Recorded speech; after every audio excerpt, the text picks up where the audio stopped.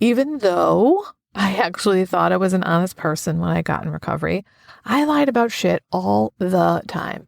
I'd say I was happy to do things that I wasn't really happy to do. Then there was all the lying about the food, the cigarettes, the drugs, the alcohol, my codependent behavior, etc. The tool that I have now is called telling the truth or honesty. I don't lie. That's the bottom line for me. Because if I'm lying, I am screwed because I need to live in actual reality. And reality is where the truth is. It's just not okay for me to lie anymore because being dishonest is such a slippery slope to so many other shitty behaviors. Hi, I'm Barb Nangle. I want to welcome you to my podcast, Fragmented to Whole, Life Lessons from 12-Step Recovery, where I help people heal their emotional, psychological, and spiritual wounds and make deep, lasting changes in their lives. I'm the founder and CEO of Higher Power Coaching and Consulting, LLC, where I coach people on how to develop healthy boundaries. On this podcast, I share my experience, strength, and hope from recovery. I don't support or endorse any particular 12-step recovery fellowship, and I don't claim to speak for any particular 12-step fellowship. I also don't believe that 12-step recovery is the only way to recover. You might need additional help.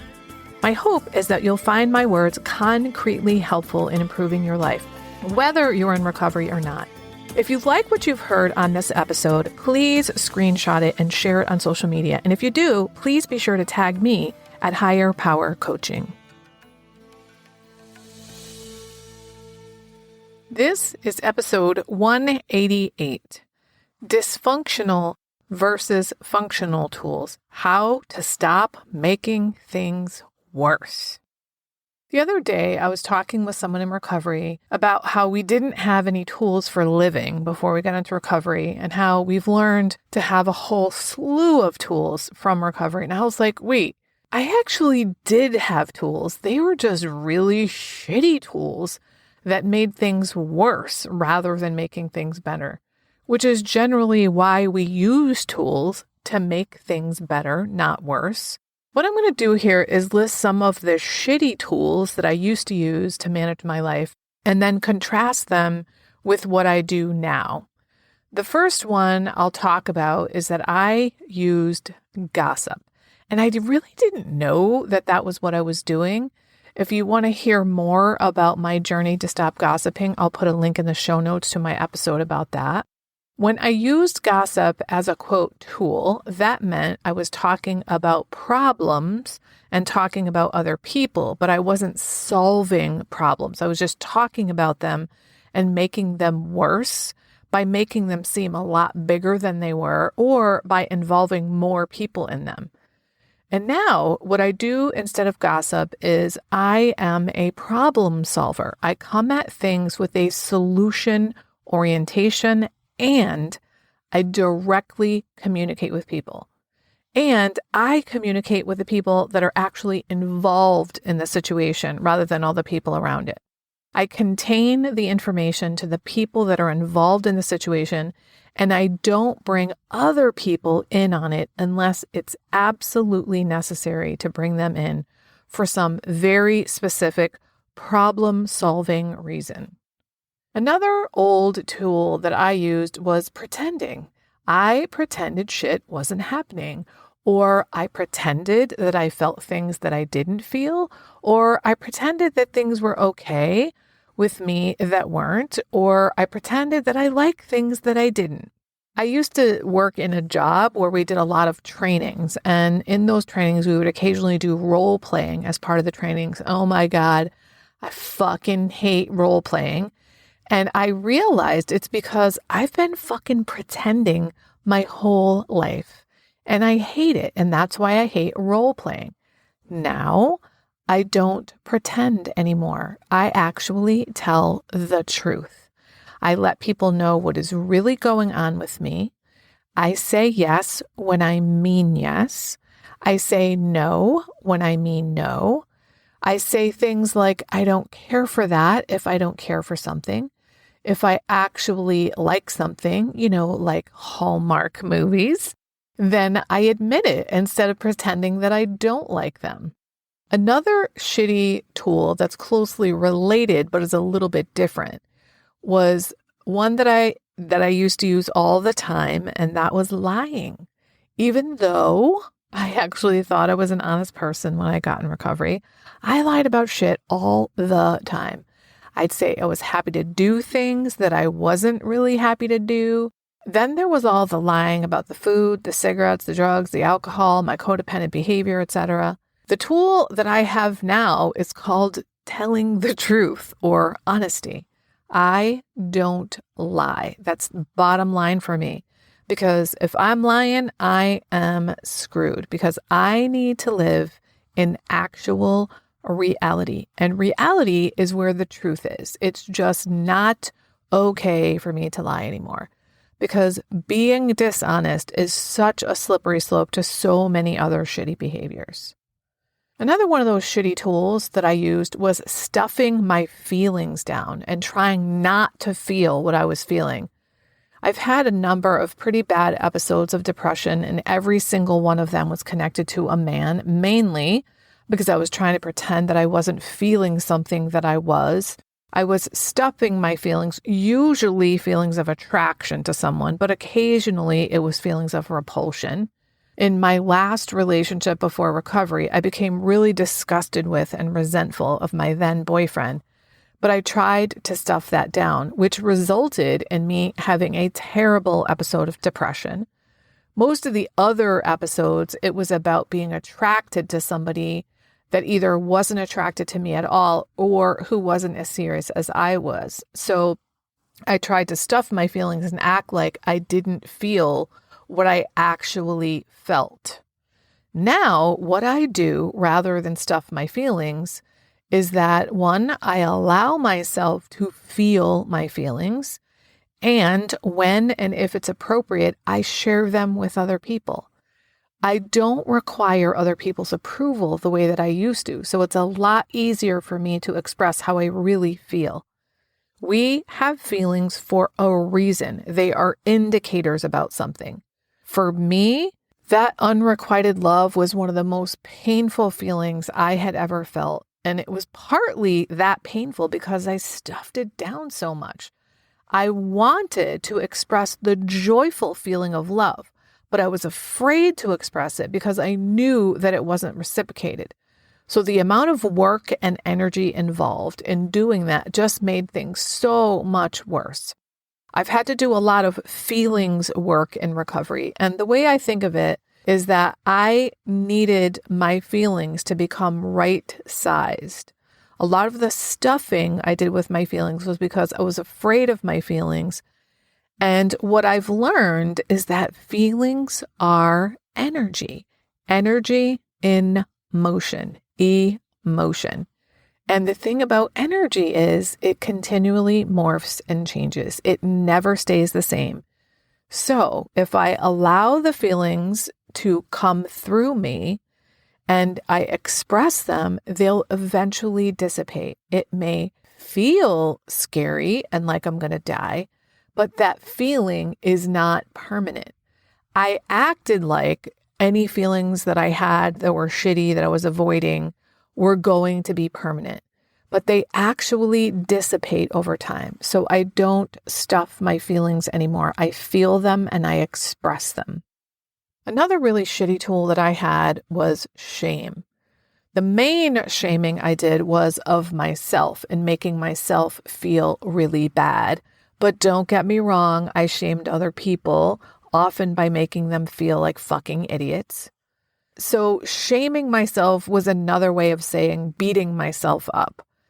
I have always had high self-esteem, so I was astonished to learn when I got into recovery that I was basically always looking for a reason to beat the shit out of myself.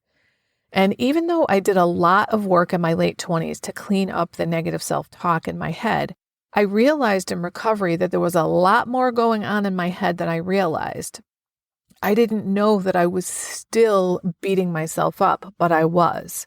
And the thing about beating yourself up is the result is that you end up being battered and bruised. It doesn't improve your life. which is ultimately why we're doing it. We have some misguided notion that if I just beat myself up enough or beat myself up in just the right way, I'll improve. But that doesn't work. In fact, it makes things a lot worse because you're walking around battered and bruised, feeling like shit. And it's hard to do well in life when you feel like shit all the time. What I do instead of shaming myself or beating myself up or blaming myself is that I allow myself to be the flawsome person that I am. If you don't know what that means, I have a whole episode about what it means to be flawsome, flawed and awesome. So that means I cut myself slack. I give myself the benefit of the doubt. I reach out to other people and let them know how I'm feeling. I say things like, I'm embarrassed, or I can't believe I did that, or I don't know what to say. I don't shame and blame myself. One thing I do on a very regular basis is that I look in the mirror and I tell myself that I love myself just the way I am. Now, I did that really regularly early in recovery, and it was really awkward and fucking weird at the beginning, but it really changed things for me. It really helped me to learn to love myself.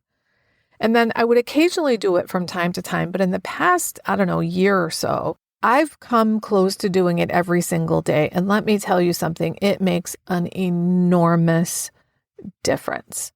Another thing that helps me with not shaming and blaming and beating myself up is the phrase info, not ammo. In other words, this is information for me to learn and grow from. It is not ammunition for me to beat myself up with.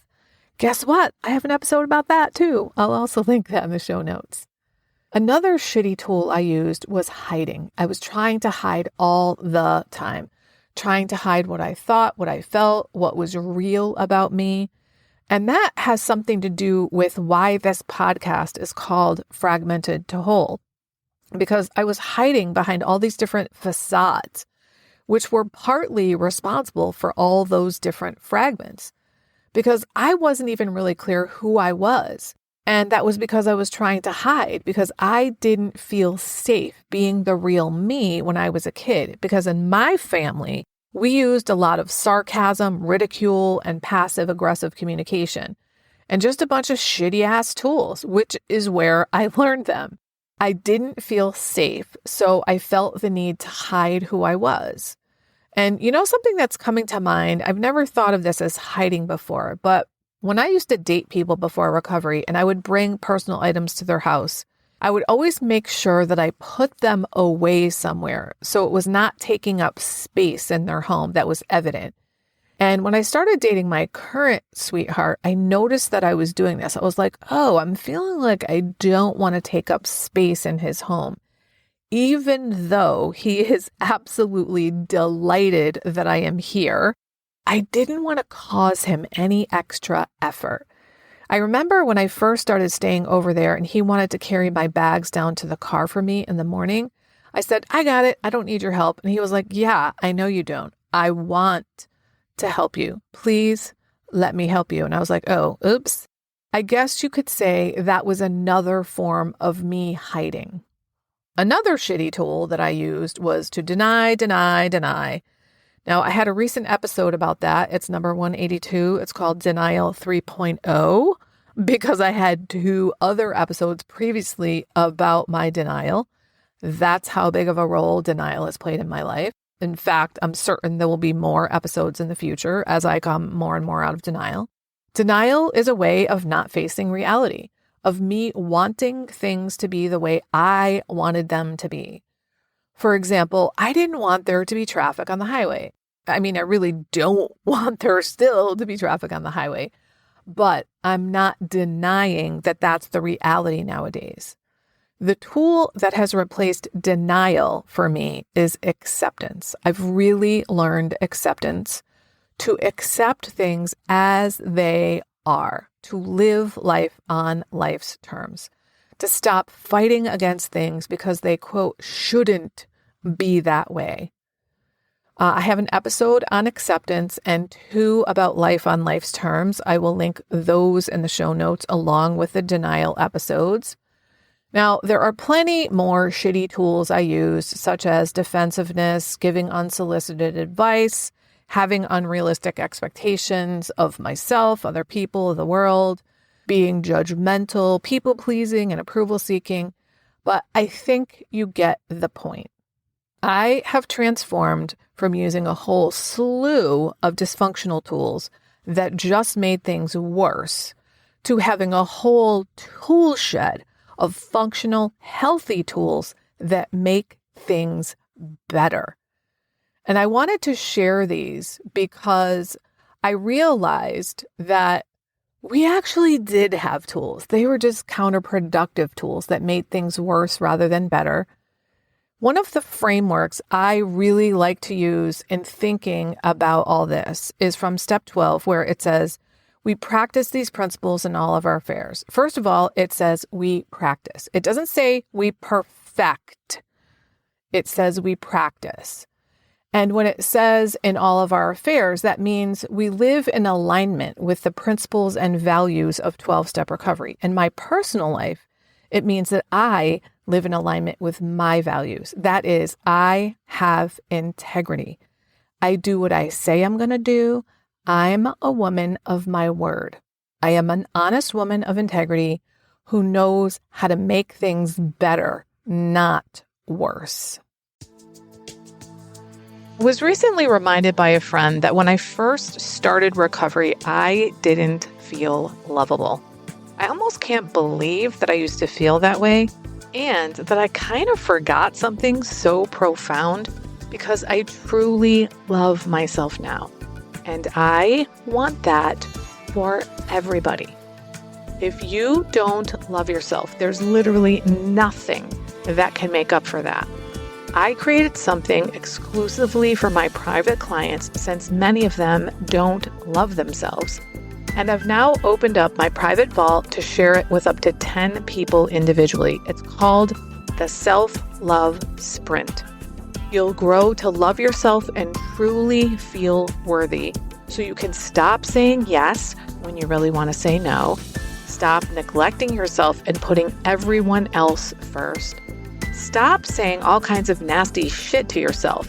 That is not what people who love themselves and feel deserving do. You'll stop being afraid that others will think that you're selfish for taking time to care for yourself. This is also for you if you don't really know who you are because you've always been such a fucking chameleon. Go to higherpowercc.com/love sprint. Remember, I'm only offering 10 of these, so don't wait. If you like this podcast, and I'm guessing you did or you wouldn't still be listening, then you're gonna love the other things I have to offer. If you'd love pre-release podcast scripts and episodes before anyone else gets them, or if you'd love access to content from my private vault that I developed exclusively for my private clients, which is like having a work session with me without me actually being there, go to patreon.com/higherpowercoaching. There are 3 tiers ranging from as low as $4 up to $24 a month. You'll also love my weekly newsletter, Friday Fragments, which has content very similar to the podcast. You can check it out at fridayfragments.news. That's fridayfragments.news. Please like and subscribe to my podcast on your favorite podcast outlet. I'd also love it if you'd leave a review, which you can do either in the show notes or on Apple Podcasts. It really helps other people find my podcast so they can get the benefits you've gotten from listening. If someone came to mind when you listened to this particular episode, please share it with them. And my favorite place to hang out on social media is Instagram. I'm at Higher Power Coaching. Please DM me there. I'd love to hear what you got from this episode. I run group and private coaching programs on building healthy boundaries. Whether you need help with boundaries in your personal, professional, or romantic life, I can help. Head on over to barbchat.net where you can hop onto my calendar for a free 30-minute Better Boundaries consultation. My ideal client is someone who is ripe for change. If that's you, I would love to work with you. My goal with all my work is to help you make lasting changes in your life like I've made deep, lasting changes in my life. Remember, it's never too late to recover. No one is beyond hope, and healing is possible. Thanks for listening.